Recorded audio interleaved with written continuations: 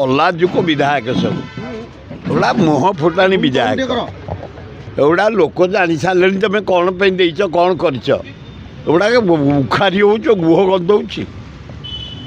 ଏ ବିଧାୟକମାନେ ଯେଉଁ ଭଳିଆ ବ୍ୟବହାର କରୁଛନ୍ତି ଏ ଜନସାଧାରଣଙ୍କୁ ଏଗୁଡ଼ା କ'ଣ କରିବା କଥା।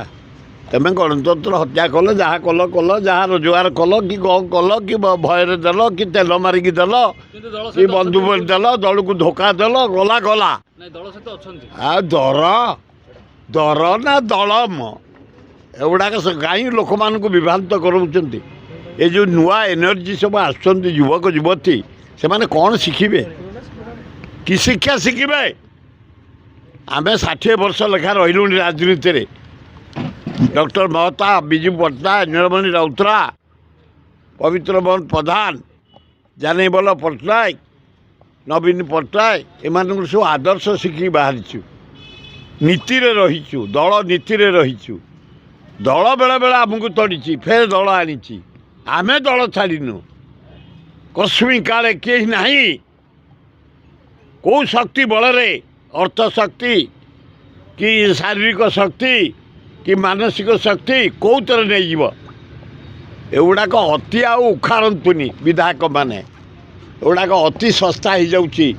ଜଳବାୟୁ ନଷ୍ଟ ହେଇଯାଉଛି। ଯୁବକ ଯୁବତୀମାନେ ନଷ୍ଟ ହେଇଯାଉଛନ୍ତି। ଯେତିକି କଲ କଲ ତୁ ନେଇ ରହିଯା ମୁଁ ଭାବୁଛି ସବୁଠୁ ଭଲ ହେବ। ଏତେ ଶସ୍ତା ଆମ ବିଧାୟକମାନେ ନଥିଲେ। ଛାଡ଼ ସାଲେ ଯିବାକୁ ଚାହୁଁନି। ଦେବୀ ମିଶ୍ରଙ୍କ ଘର ପାଖରେ ବିଜେଡି ବିଧାୟକ ଦେବୀଚନ୍ଦ୍ର ତ୍ରିପାଠୀ ବାଣ ଫାଣ ଫୁଟେଇକି ପ୍ରତାପ ଜେନା ଘର ପାଖରେ କ'ଣ ଶକ୍ତି ଦେଖାଉଥିଲେ। ଶକ୍ତିମାନେ ମାନେ କଳଙ୍କିତ ଲୋକ ତ ମାନେ ଶକ୍ତି ଦେଖାଉଛ। ଏଗୁଡ଼ାକ ମାନେ ଚୋର ମୁହଁ ଟାଣ ଏଗୁଡ଼ା ହେବା ଉଚିତ ନୁହଁ। ସେ ମୋର ଗୋଟେ ପୁତୁରା ମୁଁ ତାକୁ କହିବି ଦେଖିଲେ ତା ବାପା ସହିତ ମୋର ଘନିଷ୍ଠ ସମ୍ପର୍କ। ଶିକ୍ଷିତ ଲୋକ ଏମାନେ ଏତେ ଅଶିକ୍ଷିତ କାହିଁ ହେଉଛନ୍ତି। ଏତେ ତଳକୁ ଯିବା ଉଚିତ ନୁହଁ। ମର୍ଯ୍ୟାଦା ରଖ। ଯାହା କଲ କଲ ଏଣିକି ମର୍ଯ୍ୟାଦା ରଖ। ଆଉ କଳଙ୍କିତ କରନି ସେ ଏମଏଲ୍ଏର ମର୍ଯ୍ୟାଦା କଳଙ୍କିତ କରନି। ଯାହା ହେଇଗଲା ହେଇଗଲା।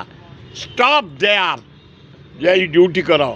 ବିଧାନସଭାରେ ତୁମର ଯାହା କର୍ତ୍ତବ୍ୟ କର ତାହେଲେ ଭଲ ହେବ। ଆପଣମାନଙ୍କୁ କହି